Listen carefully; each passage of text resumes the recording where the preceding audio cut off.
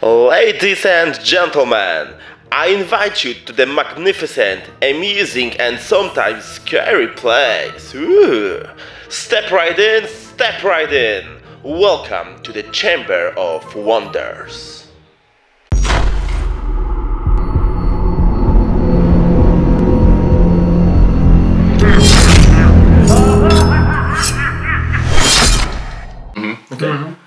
Hello guys, my name is Adam. I'm the host of this video, and together with me I have Carlo and Mark, which you can know also by the name of Trip Solo.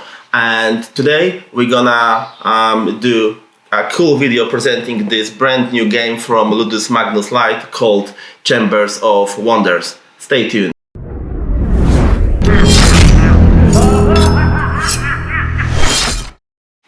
Chamber of Wonders is the newest game by Ludus Magnus. Actually, it's done by Ludus Magnus Light because, as you're gonna see, this game is a little bit lighter than other titles created by this studio. It's currently on Kickstarter, doing pretty good. So if you had a chance to watch this movie while this game is still on Kickstarter, you can go there and support the game if you like it, of course. So this game is for 2 up to 4 players. It usually takes about 20 minutes to play it, so it's pretty fast. The age is 14 plus, but I think this game is actually for everyone. It's possibly for the whole family, but we'll get to that. And now we're gonna get you through the brief rules overview, so we get to know what this game is all about. Yeah, cool. Okay, so at the start of the game you get 3 agents. They are like your workers, but you can place on the different location in the game. And every time you play the game, you have 4 locations. They are randomized, so every time you play the game, you have different locations. And you place your agent on a location, and you can use the action of the location. Every location has a specific action. So if you place your agent, you can do the action, and then you have 2 contacts on both sides of every location. And this is like an obligatory action that you can use if you want to. It allows you to sell cards, get new cards, and do different things. And the agent that you get at the start of the game, you have just 3 of them. When you place them on the location, they don't get back to you, so you have to use them wisely. And you cannot place the same agent on the same location twice. Yep. And after that, this is the last part of the turn, the second part of the turn, and maybe Carlos will tell about it. Yes, after all these actions have been played, you have to, every player have to play the card from the hand into the empty place on the showcase, and in general it is the main source of scoring points in this game. Yeah, because in this game, your objective is to create the most bizarre or wonderful chamber of wonders that is most valuable in the end of the game. And to do that, you're gonna have to use like six types of cards, which work a little bit different, each of them. So we have cards which directly gives you points. Some of the cards give you money. Maybe you have to use sets of the cards. Yeah, sometimes you can use sets of the cards, like with these books. You can use up to 4 books in one slot, and this is very profitable. In the end of the game, you can also collect sets for monsters. And there are also like legendary cards that will provide you with the 5 token, which in the end will give you some points. Yeah. And at the start of the game you have 9 slots, but only 6 are available for you. And then you have to pay the money that you earned during the game. Exactly. To open the 3 additional slots to place cards. Yeah. So this is vital to remember, to keep enough money to open all of the like in real life. Exactly. Keep the money close. Yeah. Okay. And that's the rules. Yeah. And this is the rules overview.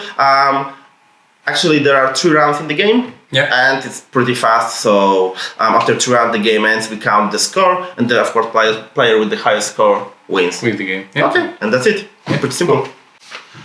And now, guys, we're gonna do some playthrough of this game, and after that we're gonna get back to you with our thoughts. How do we like it? What do we like it? Or maybe what we didn't like. And yeah, stay tuned.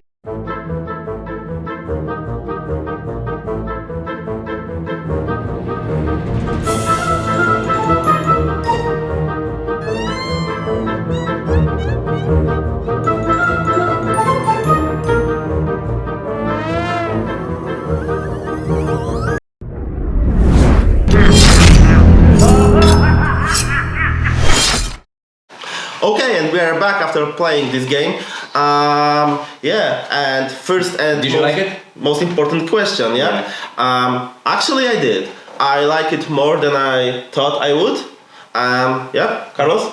Yes, me too. Yeah, just for the first look, I wasn't sure if it's the game for me, but after this first playthrough, I think it is, and I really enjoyed it.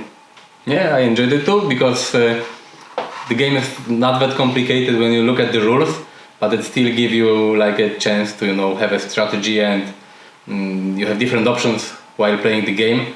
So even though the rules are quite simple, it's still fun, and it still involves some strategy and thinking. Yeah, and the more you know the game, the more you can think what you should do in terms of damaging your opponent, because you can hinder their moves by, for example, giving them more cards that they need, because cards in the end subtract points, and sometimes you might give them the card they already have they cannot use, for example, like duplicate of the legendary card. Yeah. As with all games, the more you play it, the more you know it. But it's cool that the game is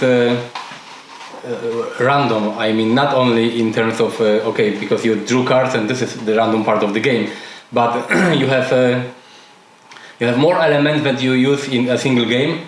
Like you have these locations. Whoops. You have these locations, and they are double-sided.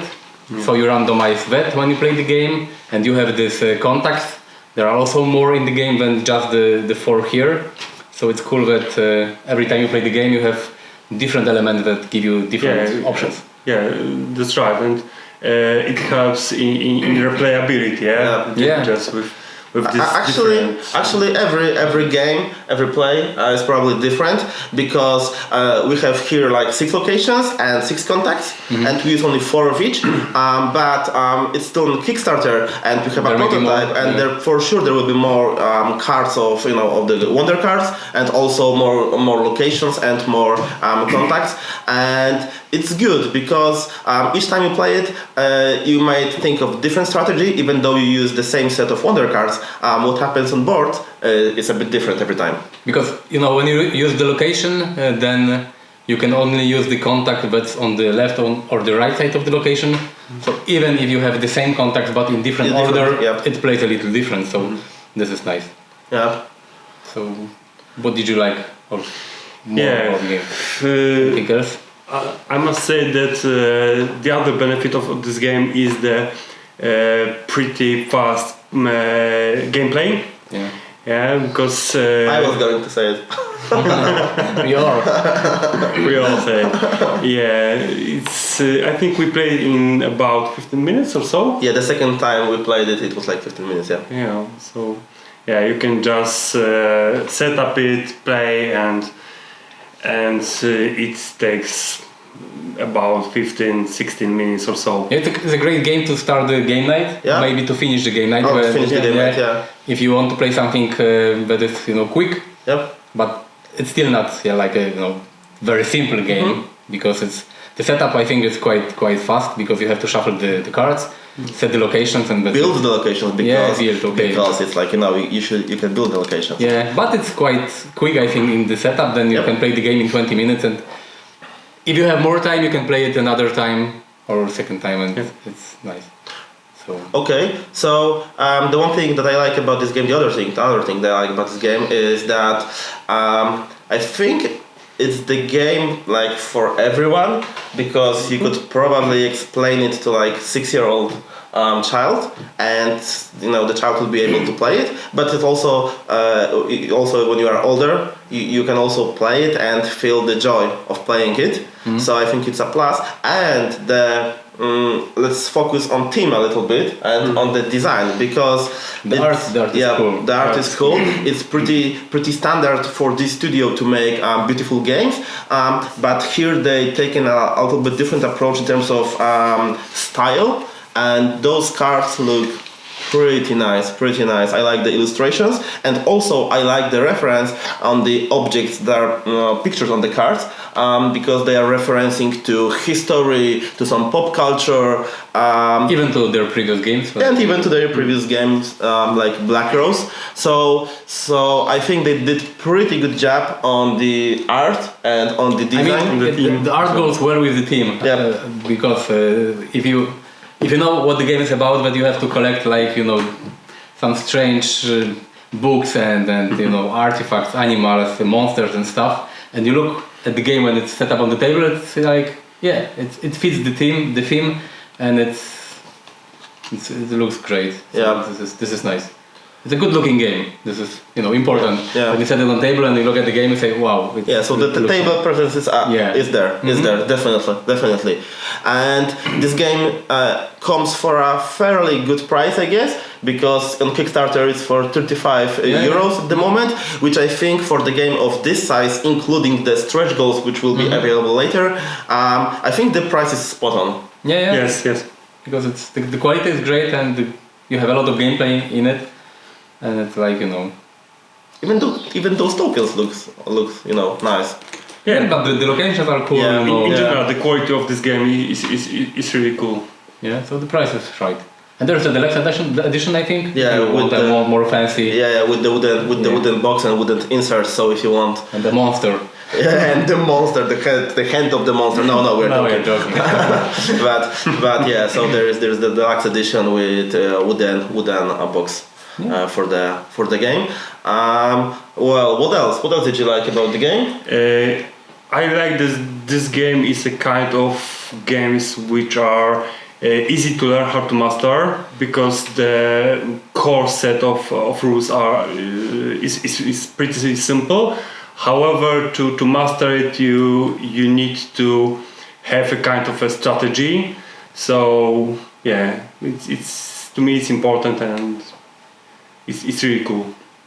It's great that it has some negative interaction between players, because mostly you focus on your card, but you have options to mess with the strategy of your opponent. Yep. So in the first game, I don't know if it was on purpose or not, but I had plenty of cards on my hand, and I was the first player, so Marek and Carlo were the next one to do their last moves, and they flooded me with cards. So I had plenty of cards, and they even flooded me with cards, and as I mentioned, cards left on hand after the game ended gives you negative points. So that was cool, because I lost like 9 points, which is a lot in this game. Yeah, and you can just think about different strategies in this game. Like you said, with feeding the opponent player with some cards, or negating maybe the value of cards which are stored in the opponent's showcase and so on. Yeah? So but this is what you said before, but this is a game for everybody, I think, because you can just play it very simple, just to put cards on the table, and always try you will to get score. some points. You will get some points, but you maybe you can play it and not focus on some deep strategies or interacting with other players. And if you have, I don't know, maybe a child, you can play it with it, and he will still have fun from playing the game. But if you have more hardcore, gamers, they can try to get more points, or mess with the strategy, and this is nice. And the fun thing about this game is for me is also that when game ends, Actually, you don't know who won. You have to count all the points, and those are counted different for different kinds of cards. So in the end, you can probably expect to have low score or high score. You should know it after a few games that you have low score or high score probably. Yep. But still, you don't know how many points your opponent got, and it's a kind of surprise in the end how many points did each of the players. You can maybe track which cards your opponent maybe needs. Yep. Because you can try to predict if he's got a lot of cards in his hand, maybe he wants books or monster parts, but it's hard to calculate the score. Exactly. Yep. It's hard to calculate the score for me. My point. Yeah, Marek. You have a lot of cards in the end, and you have to count it. Marek had a problem. Yeah. He couldn't count up to 30, so he was surprised. It's okay, so over 40. Oh my God. 0 or 1, win or lose. Yeah. So it's not possible to count the scores for other players, but this is always nice surprising game. And also what is nice, it's a very light negative interaction between players, because but it's there. Yeah. It's there, it's light. But still, you can see if someone, for example, bought a legendary item, and you can do the same. So he won't get as many points as he would have the other way. Yeah. So there is some kind of negative interaction in here, which is cool. Yeah. So especially when you play with children, like us, and they don't know the rules. Yeah. So, do you recommend this game? Do you like it? Will you play it again? I will definitely play it again. I'm sure I'll play it again, because it's, for example, simpler than Seven Wonder, which is my usual game night starter. Seven Wonder plays, depending on the player count, plays longer, definitely longer, and it's harder to explain the rules. And for me, it's a little bit lighter, this game, and it's also fun because, as I think Carlos mentioned, whatever you do, you will get some points. Yes. You will get some points in the end. But the cool thing is that even if the game is quite fast, because as we said, maybe with 4 players, it takes this 25 minutes from the box. Okay, maybe with the setup it's 25 minutes. But still, after the 25 minutes, you feel like that you play the board game. Yes. Because sometimes with quick, fast games that you play, you feel like you played some small thing, not really a board game. And this plays fast, but after playing it, you can say, I played the board game. It was fun. Yeah. It was fun, and it's like maybe not a huge game, but a regular. Sized title. As Adam said, it's a great opener, I think, for a board game night. So I think for people who are looking for lighter games, this is great, because it's also important, because when we are talking about light games, for me, light game that takes, for example, 40 minutes is actually not that light, because for 40 minutes plus setup plus folding into the box and all the things, it's like 1 hour, and 1 hour on game night, it's quite a bit of time. And this one, 20 minutes, perfect. Yeah. So if you like the team, if you like the studio, if you trust us, I think you should. Yeah, definitely trust us. I think you would like this game. Of course, if you like the kind of rather lighter games, so you should be. The thing is that we normally play rather more hardcore games. Definitely. But we still had fun playing this game, and this is like a seal of approval from us. Seal of approval. Yeah. Okay, Carlo, any last words? Final thoughts? Just try it. Get these monsters and books. Just try it, and I think you should enjoy it. Yeah. Okay. We did. Yeah, we did. I think that's it, right? Yeah. Okay. Thanks. Thank you. Thanks for watching. Thanks. Bye. Bye.